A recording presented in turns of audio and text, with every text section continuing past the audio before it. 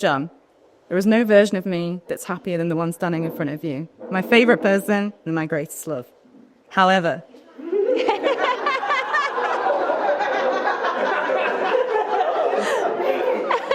I once contacted Tinder customer support because I thought the app was broken. It wasn't. When I first downloaded Tinder, I just got out of a long-term relationship. I was excited, I was curious, and definitely, as you will find out, a bit naive. I uploaded a few photos, thought it looked really good, put a nice, honest bio in there, thought it was really funny, and got 0 matches. None. 0. Zilch. Nada.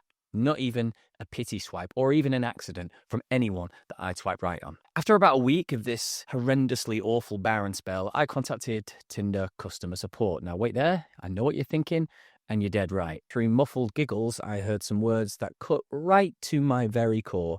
Sometimes it just takes a while. That's when I realised this whole dating app thing was not going to be this wonderful, lovely, ego-boosting journey that I thought it was going to be. And it set me on a path, not just to figure out dating apps, but to figure out...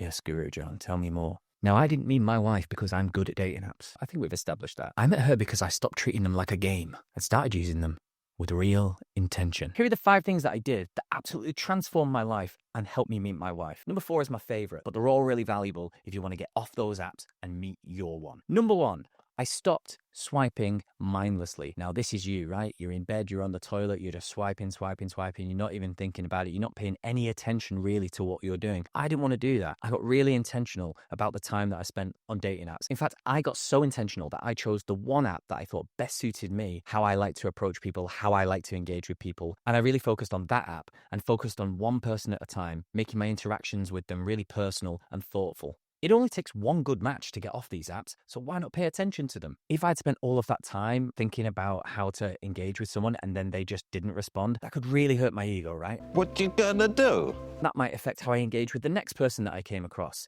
Well, what I learned and what number 2 is to let go of your ego. Rejection, expectation, baggage, trauma, being ghosted, all of the above, had them all, completed the sticker book, trust me. But I had to learn to make space for other people. And when my ego was so sensitive, it was impossible to care about anyone else's. So when things were uncertain or I felt like things were drifting, I didn't panic. I didn't try and force things or fix things that weren't working. I just put my ego aside and asked the question, am I doing this? Am I sending this message? Am I having this response because it's about my ego and how I feel about myself? If the answer was yes, then almost every time I would walk away. I mean, not every single time. I am still a human being. I still have an ego and it's very fragile. Anyway, moving on. Number 3, I set boundaries early and clearly. Now, this one came from experience, both in previous relationships, but also in other dating scenarios. Too many times had I been the people pleaser that allowed other people to dictate to me what I found comfortable and what their boundaries were. And the longer you leave that process, the more their boundaries blur into yours and push yours all the way back. And eventually you've got nowhere to go. So after a bad breakup, I was determined that in any dating scenario moving forward, I was going to set those boundaries early and clearly. If someone crossed the line, I would address it calmly. And then if I didn't like that response, I would walk away. Boundaries are not about being harsh or stubborn or selfish. They are absolutely vital on both sides of a relationship for everyone feeling safe, happy, and respected. Number 4, I got off the app by getting off the app. Quickly, so you'll see what I mean, trust me. So this one is huge, probably the most practical. As soon as is possible and safe and convenient for everyone, you want to get off that phone, off that screen, and into a real life scenario. I focused on finding something that the person I was talking to was really interested in or that they would feel comfortable with, and then tried to make that happen as soon as possible. Being in the room together, doing something that you're both engaged in is just so much better and conducive to actually figuring out if you're compatible and if this is going to go anywhere. And people will say, it's not very safe. You can't just meet people in real life. I mean, we do that all the time. You do that in bars and clubs. Our parents and our parents' parents, they all met in real life. It can be done. We needn't be so scared of it, but just obviously be safe, be considerate, be understanding of other people's boundaries. Number 5, and this is the thing that applies to you right now, whether you're single, married, in a relationship, anything at all, be someone that you want to date. Now, like I say, this doesn't have to be about trying to attract someone. This can just be about thinking about your own life. I wasn't just looking for someone. I was becoming someone. This is really important. The commodification of dating, the marketplace that exists now, means that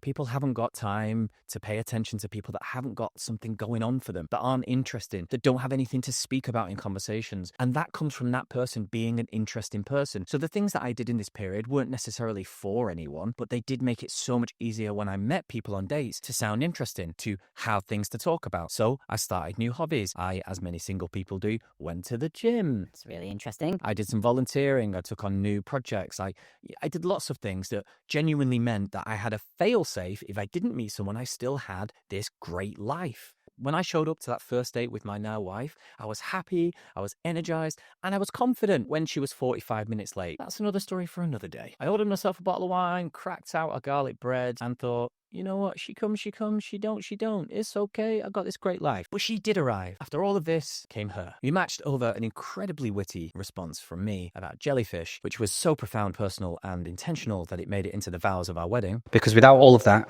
I wouldn't have messaged some girl about jellyfish. Because I was being really respectful and responsive to what she was actually saying in our chats, she did make space for me in her life, and we managed to go on a date quicker than was probably practical when we first started talking. And after that date, we went on 3 dates in a week. By the end of that week, we deleted the apps. That was it. We'd met the one. Oh, and that first night, that first date, well, the next day, I was at a Christmas party for a group that I volunteered with. There you go, building that life. But I actually got a cheeky, surreptitious booty call from someone that I previously dated, and I ignored it. And it was easy. Because I already knew all that work that I'd done around being intentional, not being led by my ego, because that's what this would have been. Having built a life that genuinely I was proud of, and feeling like I was a good proposition and that I was interested in, making sure that I was having boundaries with people and not allowing them to infringe. All of that, not through magic, not through luck, not through some sort of algorithm, that had led me to her. Dating apps were not the problem.